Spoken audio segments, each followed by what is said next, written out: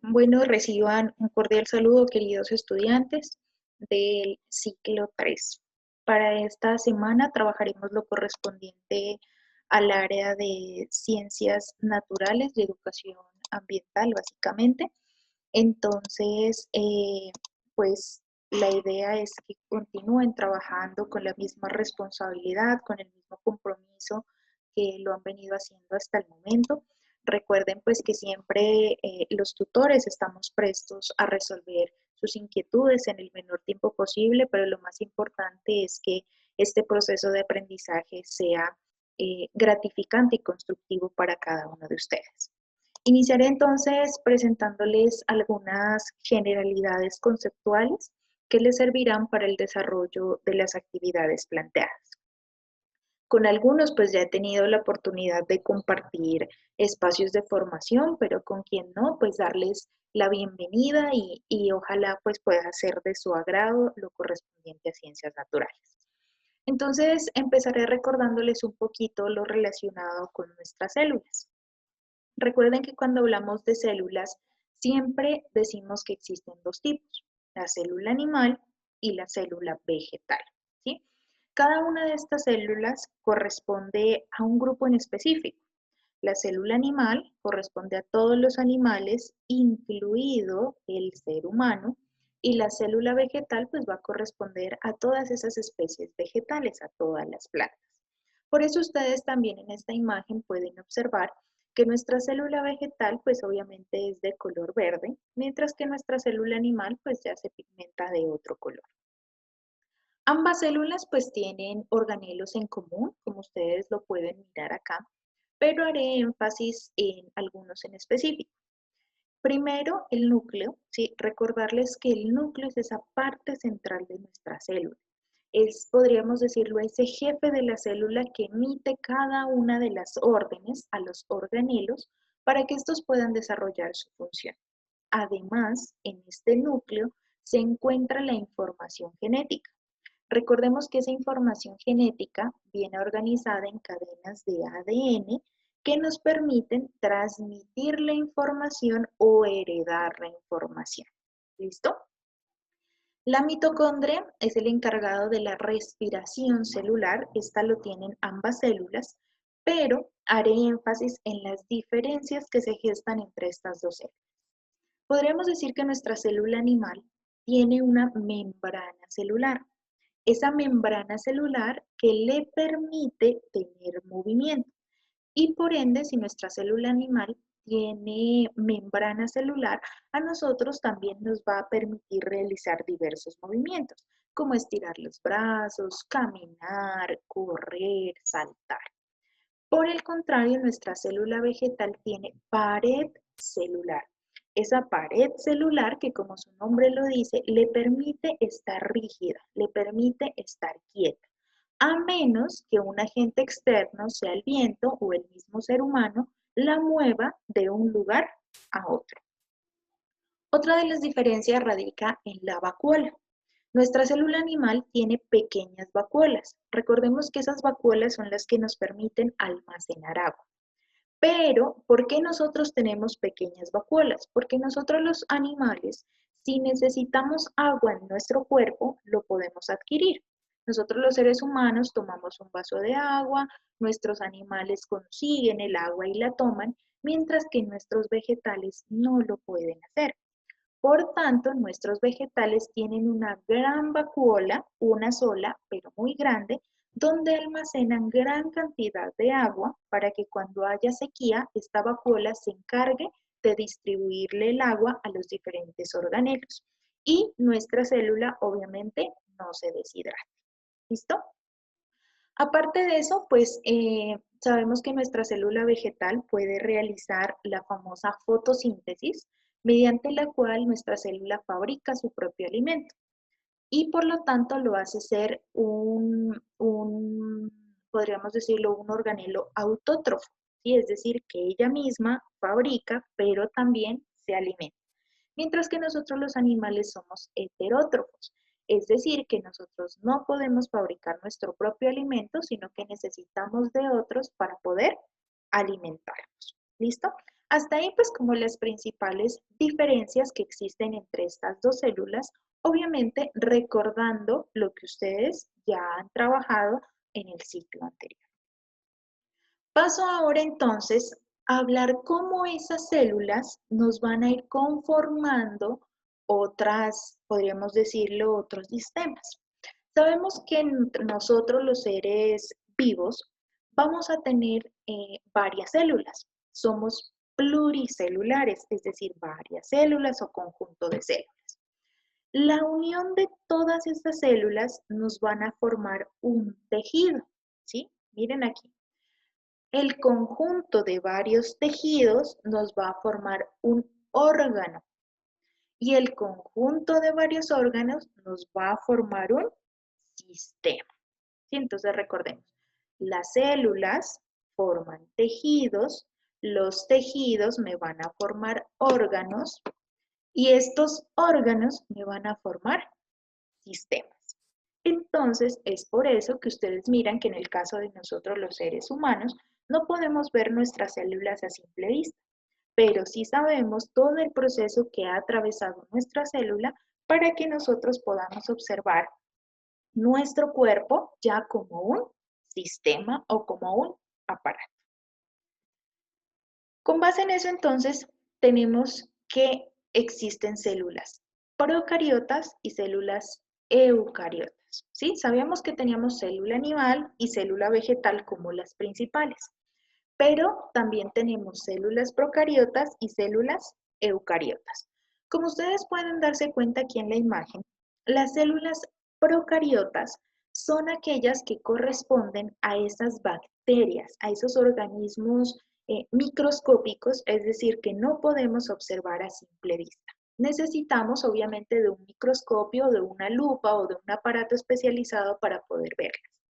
Generalmente estas células procariotas tienen un flagelo o el flagelo también conocido como una cola o también tienen unas vellosidades que les permite desplazarse de manera rápida de un lado a otro. Mientras que nuestras células eucariotas pues ya son pluricelulares, es decir, que están conformadas por varias células. ¿Listo? Entonces, células procariotas son unicelulares, una sola célula, y las células procariotas son pluricelulares, es decir, varias células. Aquí pues hay algunas diferencias, ¿sí? Por ejemplo, que nuestra célula eucariota tiene el núcleo definido, mientras que las procariotas no tienen núcleo definido. Al decir que no tienen núcleo definido, hacemos referencia a que la información genética se encuentra dispersa en el citoplasma, es decir, no hay como ese lugar donde se albergan las cadenas de ADN. ¿Listo? Estas células procariotas, pues también, como ya les decía anteriormente, hacen parte de lo que son las bacterias, todas esas microorganismos que hacen parte del reino Monera. ¿Sí? Recordemos que en el reino Monera, pues están lo que son los cilios, los flagelos, las bacterias, mientras que en las eucariotas ya entra lo que son las células animales y las células vegetales.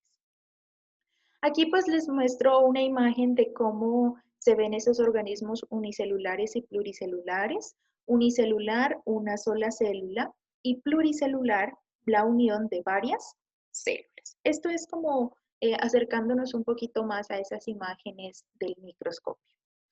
Ahora bien, ¿quién tiene una sola célula y quién tiene varias células? Pues como ya se los decía, todas esas bacterias, cianobacterias, protozoarios, todos este conjunto de organismos microscópicos o muy pequeños que no los podemos ver a simple vista, hacen parte de los seres vivos unicelulares. Mientras que las plantas, los seres humanos, los animales, como tenemos varias células, somos pluricelulares. Con esto entonces procedo a poderles indicar la guía de esta semana. Entonces, esa es una información muy general para que ustedes la puedan tener en cuenta en el desarrollo de las actividades. Para el punto 1, pues ya lo miramos, eucariotas, procariotas, tejidos, células, tejidos, órganos y sistemas. Para el punto 2, pues también ya mirábamos como las partes de la célula, sin embargo, aquí está una información adicional para que ustedes lo puedan leer. En el punto 3, pues mirábamos los unicelulares, mirábamos los pluricelulares, también ya lo miramos, pero para el punto 4 vamos a tener en cuenta esta información. Vamos a realizar la clasificación taxonómica de un animal. Para esta clasificación taxonómica debemos tener en cuenta tres aspectos fundamentales: un reino, una familia y una especie. Cuando hablamos de reino, este hace parte de la subdivisión en que se encuentran distribuidos los seres vivos, ¿sí?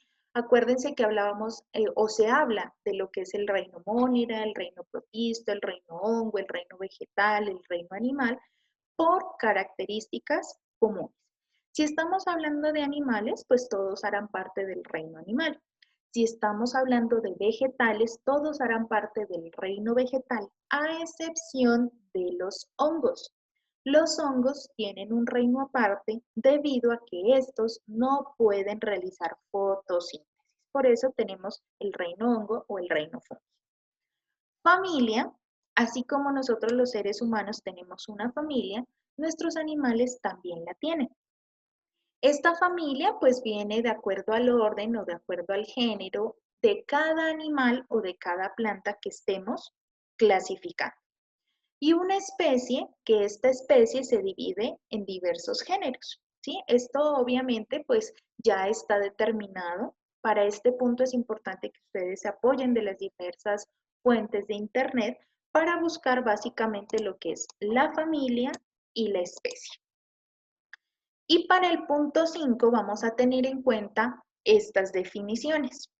Entendiendo que el carácter molecular, o cuando hablamos de carácter molecular, tiene en cuenta las características genéticas de los seres vivos, es decir, la estructura del ADN, ¿sí? Recordemos que ese ADN pues tiene una forma en espiral. Entonces, cuando siempre hablamos de carácter molecular, hacemos referencia al ADN.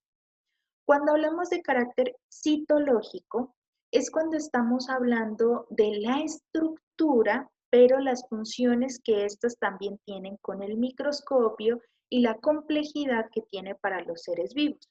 Cuando hablamos de citológico, pues ya hablamos como de un estudio un poco más especializado que nosotros no podemos ver a simple vista, sino que tenemos que usar otras herramientas que nos apoyen para poderlas observar.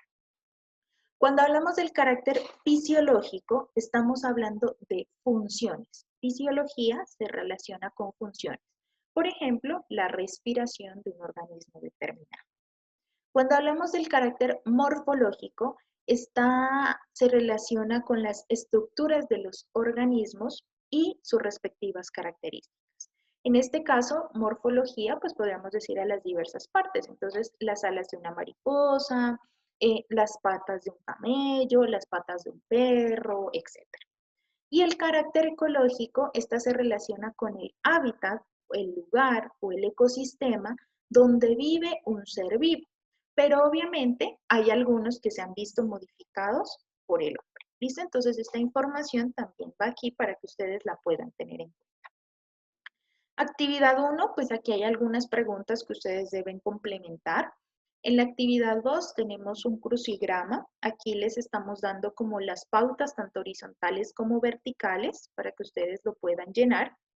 En la actividad 3 vamos a dibujar, ustedes van a dibujar un organismo unicelular y un pluricelular en el cual van a describir cada una de sus partes. Recuerden, unicelular, una sola célula, pluri, varias células. En la actividad 4 vamos a identificar los caracteres taxonómicos del águila. ¿Sí? Taxonómico, recuerden, el reino, la familia y la especie. En este caso es un águila, para que ustedes se apoyen de las diversas fuentes de internet, libros y empiecen a buscar esos caracteres taxonómicos. Y finalmente en el punto 5, pues vamos a escribir o vamos a relacionar cada una de las definiciones del carácter molecular, citológico, fisiológico, morfológico y ecológico con cada una de las definiciones que tenemos en esta parte final. ¿Listo? Entonces, esas son las 5 actividades que tenemos para esta semana. Sin embargo, si ustedes tienen preguntas o inquietudes, cada uno de los tutores estamos dispuestos a apoyarlos y a resolverlas en el menor tiempo posible. Espero que la explicación pues haya sido productiva, haya sido clara y pues estamos a la espera del desarrollo de cada una de sus actividades. Les envío un fuerte abrazo y que tengan un muy buen día.